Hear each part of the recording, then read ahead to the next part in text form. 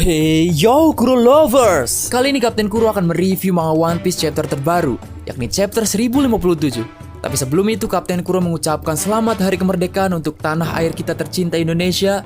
Semoga hidup kita penuh dengan warna, dan semoga harapan, kedamaian, dan ketenangan selalu ada dalam diri kita. Dan seperti biasa sebelum kita berlayar lebih dalam lagi, jangan lupa klik tombol like, komen, dan juga subscribe dulu ya. Kalau sudah, terima kasih. Chapter kita kali ini diberi judul Babak Terakhir. Seperti biasa, kali ini kita mendapatkan cover story yang memperlihatkan perjalanan tanpa emosi dari Jerma 66 dan sudah sampai di volume 16, Serangan Gas Beracun Sisar. Chapter dimulai di aula ibu kota bunga. Di situ terlihat puluhan warga duduk di depan panggung mendengarkan cerita yang diceritakan oleh guru Wano Kuni yang baru, yang ada di chapter 1052. Di sebelahnya ada seorang geisha yang berperan sebagai pemain samisen.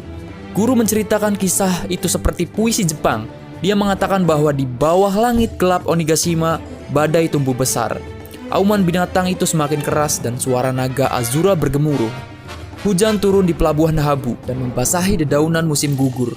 Dia mengakhiri dengan mengatakan, untuk membalas kematian Kozuki Oden, pengikut setianya naik ke panggung. Orang-orang berteriak dengan penuh semangat sarung pedang merah.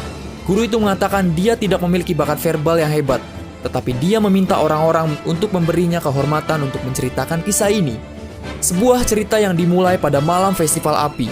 Kemudian kita menuju ke hutan dekat pelabuhan Tokage di Udon. Momo terlihat berlari dalam bentuk naga. Di atasnya ada Kinemon dan Yamato. Momonosuke dan Kinemon terkejut dengan kata-kata Yamato. Momo bertanya kepada Yamato kenapa dia tidak pergi ke laut. Kemudian Yamato menjawab, "Aku tidak akan pergi. Aku sudah memberitahu Luffy dan krunya." Momo terkejut dengan keputusan Yamato dan bertanya-tanya apakah Yamato takut akan sesuatu. Tapi dia mengatakan bukan itu. Yamato sudah mengambil keputusan. Yamato menjawab, "Itu keputusanku. Oden memulai perjalanannya dengan berkeliling negeri ini kan? Aku juga tidak tahu apa-apa tentang dunia di luar. Jadi aku akan mengikuti jalan yang sama dengan Oden. Dan suatu hari nanti aku akan pergi ke lautan." Momo semakin marah karena dia menyadari bahwa Luffy dan Yamato menceritakan semua hal ini, tetapi Luffy tidak mengucapkan selamat tinggal padanya. Momonosuke merasa bahwa Luffy memperlakukannya seperti orang bodoh dan bertanya-tanya mengapa Luffy akan meninggalkan negara ini tanpa mengatakan apa-apa. Momo mengingat beberapa hal tentang apa yang telah dia jalani sejak ayahnya meninggal. Momen ketika Kaido mencengkram lehernya di atas kastil Oden di chapter 973. Kemudian momen saat dia bertemu Luffy di chapter 685 dan saat dia bertarung melawan Luffy di Dressrosa di bab 701.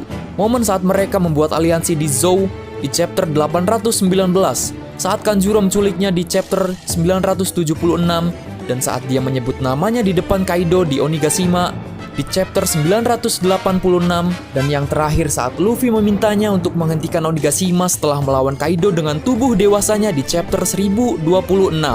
Kita kembali ke masa sekarang. Setelah semua kenangan ini, Momo bertanya-tanya apakah Luffy punya hati. Kemudian dia mengatakan Luffy adalah pria yang kejam, dan dia salah tentang dia karena dia pikir Luffy berbeda. Momo mengatakan bahwa Luffy salah mengartikan kebebasan. Kinemon setuju dengannya dan bertanya pada Momo mengapa dia berlari bukannya terbang. Kinemon juga sangat marah dan mengatakan bahwa dia ingin mendengar penjelasan Luffy karena memperlakukan Shogun seperti ini. Momonosuke mengatakan bahwa dia pikir Luffy dan dia adalah teman. Yamato mengatakan mereka seharusnya jangan marah. Momo merasa kalau Luffy telah mempermalukannya. Luffy melakukan sesuatu yang tidak bisa dimaafkan. Jadi Momonosuke akan memukul dan menggigitnya ketika dia menangkap Luffy. Kemudian kita menuju ke pelabuhan Tokage di Udon. Kapal Luffy, Kid, dan Law siap berangkat. Law berkata kepada Luffy, jika lain kali mereka bertemu, mereka akan menjadi musuh. Luffy mengatakan tidak masalah. Chopper mengucapkan selamat tinggal pada Law. Tepat sebelum mereka pergi berlayar, Momo mencapai pesisir pantai. Dia berubah menjadi bentuk manusia dan menyerang Luffy bersama Yamato. Kinemon mengeluarkan pedangnya. Dia bertanya pada Luffy apa yang dia pikirkan untuk meninggalkan Wano Kuni tanpa mengucapkan selamat tinggal kepada mereka. Setelah sekian lama mereka bersama dan dia menginginkan penjelasan, Luffy mengatakan, "Baiklah." Momo memelototi Luffy dan memerintahkan sesuatu sebagai seorang shogun. Kemudian dia menangis tak terkendali. Momo memohon kepada Luffy untuk jangan meninggalkannya, karena dia akan sangat merasa kesepian. "Tetaplah bersama kami selamanya Luffy, jangan tinggalkan aku. Aku berterima kasih karena kami masih hidup." Berkat kalian, sekarang kami bisa tersenyum. Terima kasih telah membantuku dan membalaskan dendam orang tuaku. Aku ini sangat bodoh. Aku tidak bisa mengungkapkannya dengan kata-kata. Aku takut akan masa depan. Jadi tolong, janganlah tinggalkan kami. Robin, Sanji, dan Brook melihat Momo dan mereka tersenyum. Chopper bergerak dan Franky menangis seperti Momonosuke. Zoro tertawa dan mengatakan, "Momo, ini agak memalukan." Nami juga tergerak dan memberitahu Zoro bahwa mereka tidak bisa menyalahkannya karena Momo masih seorang anak-anak. Luffy meminta sesuatu kepada Usopp dan dia sudah menyiapkannya. Luffy memberikan hadiah kepada Momonosuke. Luffy berkata, "Kami sudah menunggumu di sini karena aku ingin memberikan ini padamu. Sikap apa ini untuk seorang shogun? Momo, kami sudah tahu bagaimana orang sepertimu. Walaupun kamu tiba-tiba menjadi besar dan kuat, kamu idiot dan pengecut, tetapi kamu seperti adik bagiku." Momo membuka hadiah itu dan menyadari bahwa itu adalah bendera bajak laut topi jerami yang sangat besar. Kemudian Luffy berkata, "Ketika kamu berada dalam situasi yang sulit, ingatlah hari-hari petualanganmu di laut. Letakkan ini di suatu tempat di Wano Kuni.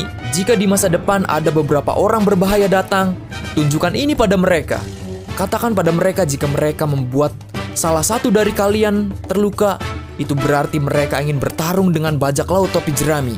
Saat Luffy mengatakan ini, kita melihat Luffy dari dekat dengan semua nakamanya di belakang Sunny Go. Momo menangis lagi saat dia melihat Luffy.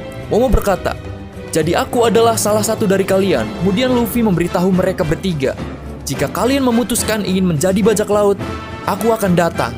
Tapi aku tidak menerima seorang pengecut. Jadi aku menyerahkan semuanya di tanganmu sekarang, Yamato." Yamato menjawab, "Tentu saja." Kinemon tertawa mendengar Luffy. Yamato sangat senang dengan kata-kata Luffy, dan Momo berterima kasih kepada Luffy atas kata-katanya. Kemudian Luffy memerintahkan untuk berlayar.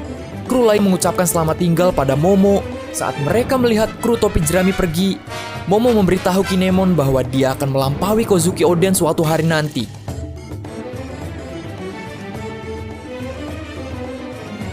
Kemudian kapal Luffy, Kid, dan Law akan meninggalkan batas Wano Kuni. Nami menunjukkan bahwa mereka harus pergi ke Hakumai untuk menggunakan pelabuhan yang dapat menurunkan kapal. Brook merasa lega karena mereka memanjat air terjun yang sangat berbahaya. Tapi sekarang mereka akan turun dengan selamat.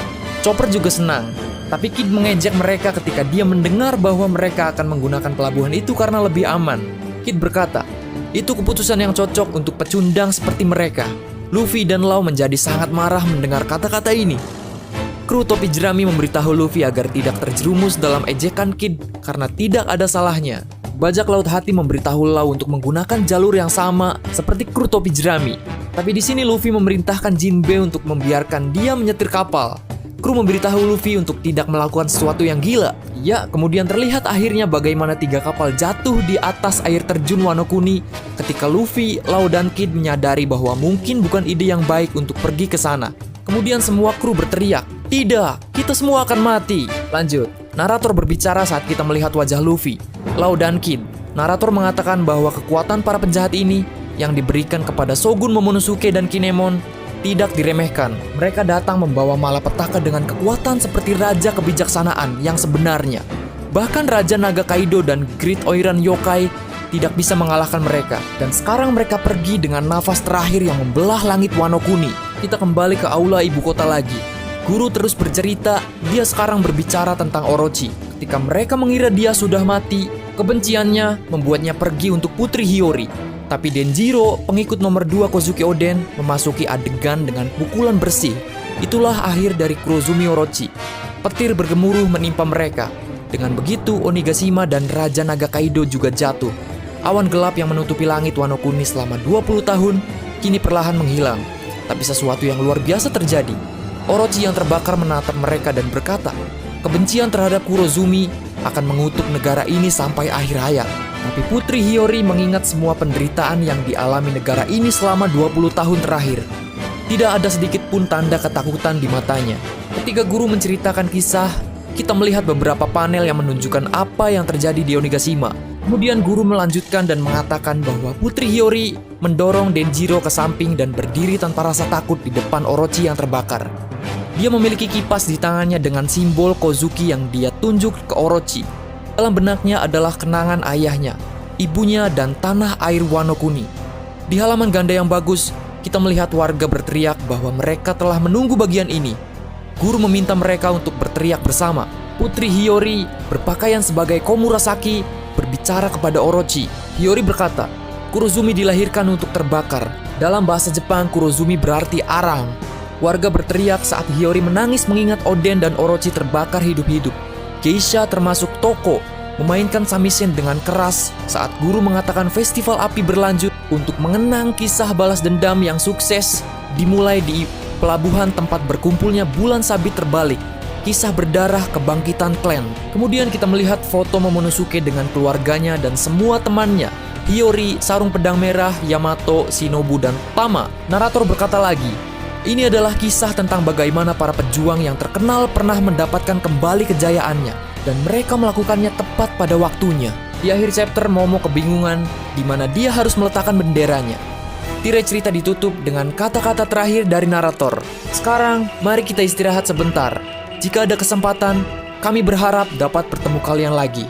Momo, Kinemon, dan Yamato pergi ke kastil Shogun saat orang-orang menyapa mereka. Mereka mempunyai misi yang harus mereka jalani. Babak ketiga dan kisah Wano Kuni secara resmi telah berakhir sampai di sini.